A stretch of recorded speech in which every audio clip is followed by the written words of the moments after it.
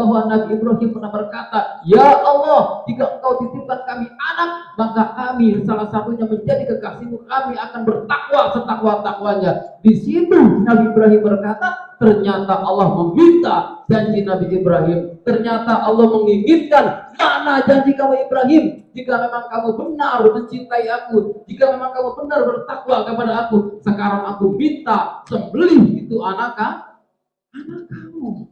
Kaget Nabi Ibrahim alaihissalam, anak yang ditunggu-tunggunya, anak yang dinanti-nantinya, anak yang sedang imutnya harapan masa depannya, harapan melanjutkan dakwahnya. Ternyata Allah seperti itu ingin menyuruh Nabi Ibrahim membeli anak tercintanya, yaitu Nabi Ismail dengan berat hati, tetapi karena janji Nabi Ibrahim dan takwa yang ada di dalam hatinya, sehingga dikonsultasi dengan anaknya, "Wahai Ismail, apakah kamu siap?" "Insya Allah, jika ini perintah Allah Subhanahu wa Ta'ala, maka lakukan ayahanda."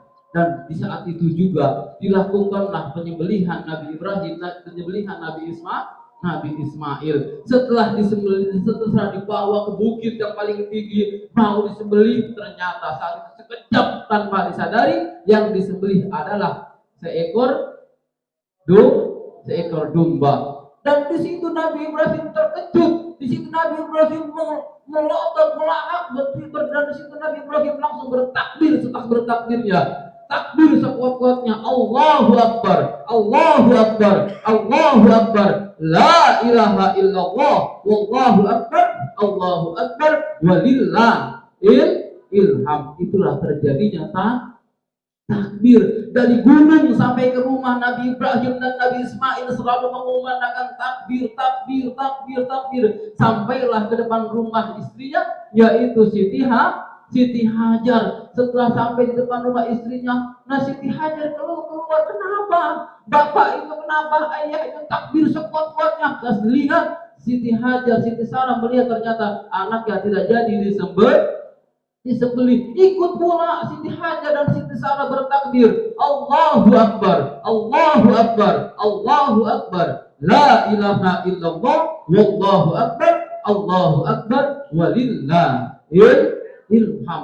Sangat berat perjuangan Nabi Ibrahim alaihissalam. Dan selanjutnya Nabi Ibrahim alaihissalam, Allah uji kembali keimanan Nabi Ibrahim alaihissalam. Dan saat itu Raja Namrud lagi mengajak seluruh pasukannya untuk apa? Untuk mencari hewan keutan, untuk cari hewan keutan. Ternyata Nabi Ibrahim alaihissalam dengan beraninya, dengan kekuatan imannya, masuklah ke sebuah kuil yang sangat besar. Di situ kuil-kuil, patung-patung semuanya dihancurkan oleh Nabi Ibrahim. Saat dihancurkan, ternyata Nabi Ibrahim di situ sangat cerdik, Nabi Ibrahim sangat pintar, Nabi Ibrahim sangat hebat. Dan ternyata kayu atau golok atau pukulan yang tadi untuk yang menghancurkan itu patung-patungnya, ditaruhlah di tangan patung yang paling besar. Saat ditaruh di patung yang paling besar, Namrud datang, "Wahai umatku, siapa yang menghancurkan ini patung-patung?" Diselidiki, ternyata yang tidak ikut berburu hanya Nabi Ibrahim alaihissalam. Dipanggillah Nabi Ibrahim alaihissalam, disidang Nabi Ibrahim alaihissalam. Ternyata di situ Nabi Ibrahim berbohong dengan Raja Namrud. "Ibrahim, apakah kamu yang menghancurkan patung-patung ini? Apakah kamu yang menghancurkan Tuhan-Tuhan ini?" "Tidak," kata Nabi Ibrahim. Jadi Nabi Ibrahim berbohong.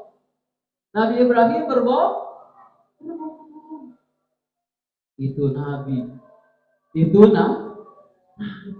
Jadi pada hakikatnya manusia tidak ada yang sempurna. Cuma bedanya Nabi Ibrahim berbohong untuk dakwah, berbohong untuk keadilan, berbohong untuk keimanan. Bukan kita. Kita ini berbohong untuk menutupi aib kita. Bedanya cuma itu doang. Tetapi walaupun macam itu, Nabi Ibrahim tetap sama Allah dihukum. Nabi Ibrahim tetap sama Allah diuji keimanannya.